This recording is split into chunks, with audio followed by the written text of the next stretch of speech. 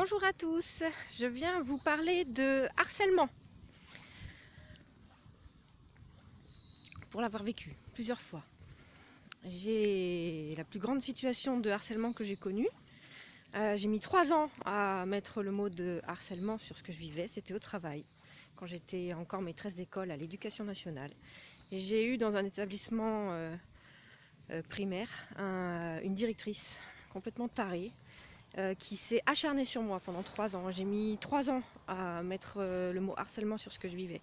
Je me suis pliée en 16 et je me suis remise en question de tous les côtés. J'en ai été très malheureuse. J'ai beaucoup pleuré, je me suis abîmé la santé avec ça. Je l'ai vécu plusieurs fois, pas seulement. Voilà, c'est la plus grosse expérience. Donc depuis, j'ai beaucoup analysé les choses et je me suis repositionnée dans mon rapport au monde. Parce que la première chose que j'aimerais vous dire sur le harcèlement, c'est que ça va plus loin que les rôles de bourreau ou de victime. Heureusement que je ne me suis pas cantonnée dans le rôle de victime en me disant que j'étais tombée sur une perverse ou un pervers ou je ne sais quoi, parce que j'aurais pas avancé si j'étais restée dans ce code-là. Et je suis bien contente d'avoir dépassé cette dualité et de m'être dit que c'était en fait un positionnement qui était boiteux et qui faisait que je ne pouvais pas du tout répondre à mes besoins. Et que la personne en face ne savait pas non plus répondre à ses besoins autrement que par la force. En gros, on était 2 personnes qui ne savaient pas répondre à nos besoins. D'un côté, la personne qu'on appelle la victime, c'est une personne qui va se tasser dans un coin et finir par souffrir parce qu'elle ne répond plus à ses besoins. Et de l'autre côté, c'est une personne qui va imposer aux autres ses besoins et qui va finir par faire souffrir et par en souffrir également. Donc le schéma bourreau cherche victime, je le trouve simpliste. C'est juste bon à vendre des livres et voilà. Donc attention à ces schémas trop simples, parce que vous risquez de vous dire « Ah, j'ai été victime d'un pervers ou d'une perverse ». Et on fait quoi après? On reste cloîtré chez soi parce que des pervers, il y en a plein les rues. Et puis on va se méfier de tout le monde. Oh là là, il m'a offert des fleurs, c'est louche. Non, c'est un positionnement qu'il faut revoir. Et ces étiquettes n'aident pas. Donc la première idée que j'aimerais vraiment démonter, c'est ça. Il n'y a pas de bourreau, il n'y a pas de victime. Il n'y a que des gens qui ne savent pas s'y prendre pour répondre à leurs besoins. Donc c'est quoi cette histoire de besoin? La base du bien-être sur Terre, dans la vie, il y a 3 choses à savoir faire. Première chose, savoir identifier ses besoins, de quoi on a besoin. Deuxième chose, savoir les exprimer. Troisième chose, y répondre. Dans une situation, une relation saine avec une personne ou avec un groupe, nous pouvons très sereinement et sans difficulté particulière identifier, exprimer et répondre à nos besoins. Dans une situation de harcèlement, on ne peut plus faire ces 3 choses. Donc, je vais, pour vous expliquer ça, utiliser les couleurs parce que c'est très parlant pour moi. Vert, orange, rouge et noir. Voilà. Donc vert, c'est quand tout va bien, la situation et la relation est saine. Je peux identifier, je peux exprimer, je peux répondre à mes besoins sans difficulté. Situation de harcèlement orange maintenant. Je peux identifier, je peux exprimer mes besoins, mais on m'empêche d'y répondre. Je vais vous donner un exemple et je vais vous l'imager dans les couleurs à chaque fois. Imaginons que je sois employée dans un bureau, dans un service, et que j'ai une supérieure ou un supérieur hiérarchique. Donc dans la situation orange, il va entrer dans mon bureau sans frapper. Il est possible qu'il m'appelle ma petite ou ma cocotte, tout ce qu'on veut. Et puis il va me jeter un dossier sur le bureau en me disant c'est pour demain. Donc moi j'identifie que j'ai pas le temps, que j'ai besoin de temps.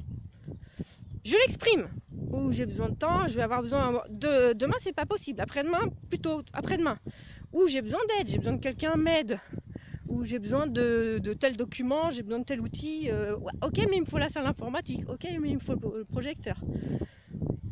Et là la personne elle va nous empêcher d'y répondre. Ah non non non, c'est pour demain, j'ai pas le temps, c'est comme ça, et pas autrement. Donc là on est dans une situation, alors pour qu'il y ait harcèlement, il faut que ce soit répétitif, c'est pas une fois, bon allez, une personne elle est mal lunée, une fois elle va nous empêcher de répondre à notre besoin, mais pour qu'on puisse parler de harcèlement, il faut que ce soit régulier, tous les jours, ou à chaque fois que la personne elle vient vous demander quelque chose, ça se passe comme ça.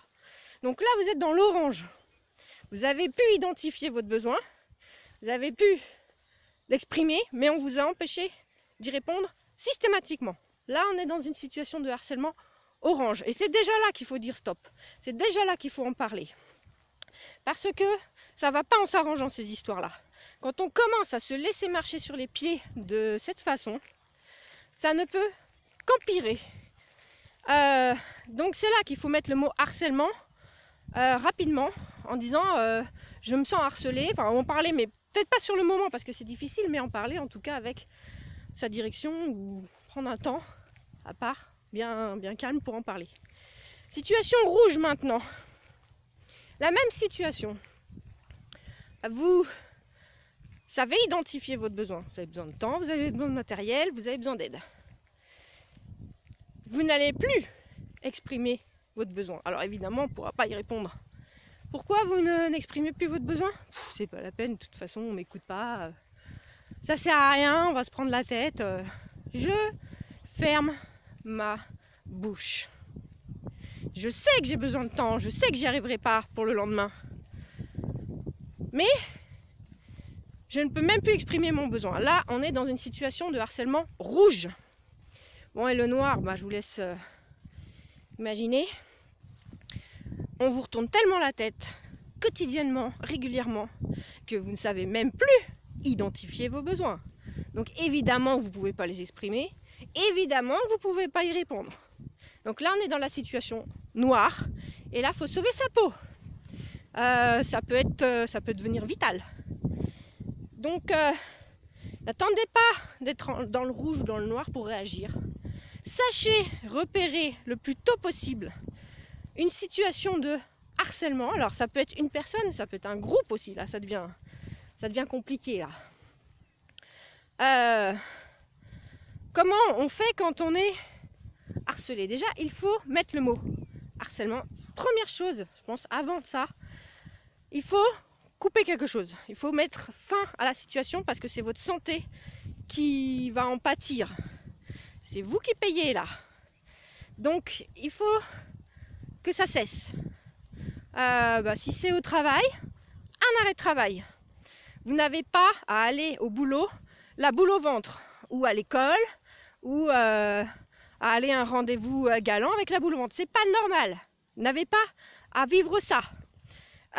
Donc stop, on n'y va pas. Voilà. Deuxième chose, si la personne elle vous harcèle, ça peut être par téléphone, ça peut être par mail, ça peut être par courrier. Ça peut être quelqu'un qui vient chez vous toutes les semaines pour une raison ou pour une autre. Il faut couper ça aussi. Rien ne vous oblige à ouvrir un mail. Rien ne vous oblige à écouter un message sur votre téléphone. Rien ne vous oblige à répondre à un appel si vous ne souhaitez pas y répondre. Si vous êtes dans une situation de harcèlement, vous ne répondez pas. Stop! Vous réglez ça, vous pouvez vous faire aider ensuite. Mais il faut que la personne elle entende ce mot. Harcèlement, c'est important. Et puis après, il y a la loi. Il y a la loi qui vous protège. Parce que la loi dans notre pays interdit le harcèlement sous une forme ou sous une autre. Donc vous avez des droits, faites-les valoir. Et s'il faut aller au commissariat pour déposer plainte ou faire une main courante pour harcèlement, faites-le. Si vous ne le faites pas, la personne en face, c'est pas forcément une mauvaise personne, mais c'est une personne qui se rend compte de rien, qui fait passer ses besoins systématiquement en malmenant les autres. Et des fois, les gens ils tombent des nues, ils comprennent pas du tout ce qu'ils font vivre aux autres. Et c'est pour ça qu'il faut en parler le plus tôt possible. Attendez pas d'être dans le rouge ou dans le noir et d'avoir à vous sauver. Il y a des choses simples, mais il faut les repérer tôt. C'est toujours la même chose, c'est comme dans le domaine émotionnel. Si vous attendez d'être en crise, c'est trop tard. Voilà. Qu'est-ce que je veux rajouter? Pas grand-chose. Si vraiment, je rappelle, mais pour moi c'est fondamental, que il n'y a pas d'un côté le bourreau et de l'autre côté la victime. Il y a vraiment un positionnement. Soyez clair dans vos besoins, exprimez vos besoins, faites respecter vos besoins et prenez le temps qu'il faut. C'est pas toujours simple, je sais, c'est très délicat, mais entourez-vous de personnes bienveillantes. Le monde en est plein. Il y a des personnes qui sauront créer autour de vous l'environnement pour que vous vous exprimiez, pour que vous puissiez exprimer vos besoins, qui vous aideront à répondre à vos besoins. Allez plutôt vers ces personnes-là, remerciez ces personnes-là, choyez ces personnes-là, et soyez aussi une personne comme ça pour les autres. Parce que vraiment, le monde en a besoin. Voilà, bon j'espère que ces informations vont vous aider à pas tomber dans ce panneau, parce que c'est vraiment douloureux et on a mieux à faire, franchement. Passer son temps et son énergie à se démêler avec des situations pareilles. Je suis très contente d'avoir dépassé tout ça, parce que aujourd'hui, mon temps, mon énergie, je les passe ailleurs, je fais des choses qui me plaisent. Je suis entourée de personnes adorables que je salue, parce que c'est vraiment très très chaleureux autour de moi. Voilà, vous n'êtes pas obligé de rester avec des personnes qui vous écoutent pas, qui vous respectent pas. Vous ne leur devez rien. Vous avez le droit de partir, de quitter, de tout ce que vous voulez sans une explication. Hein, ça regarde que vous. Si ça vous coûte, ça vous coûte. C'est entre vous et vous. Donc en fait, soyez en paix avec votre fonctionnement à vous. Soyez votre meilleur ami à vous-même. Et après, tout le reste se mettra en place tranquillement. Mais vraiment, restez pas dans un chemin de souffrance. Vous méritez mieux. Tout le monde mérite le meilleur. Et vraiment, tout ce que je souhaite, c'est que chaque personne arrive à se rendre compte qu'elle est dans une situation qu'elle n'a pas à subir, et qu'il y a des solutions, il y a des chemins, il y a d'autres personnes à fréquenter. Voilà, je vous embrasse bien fort et je vous dis à bientôt.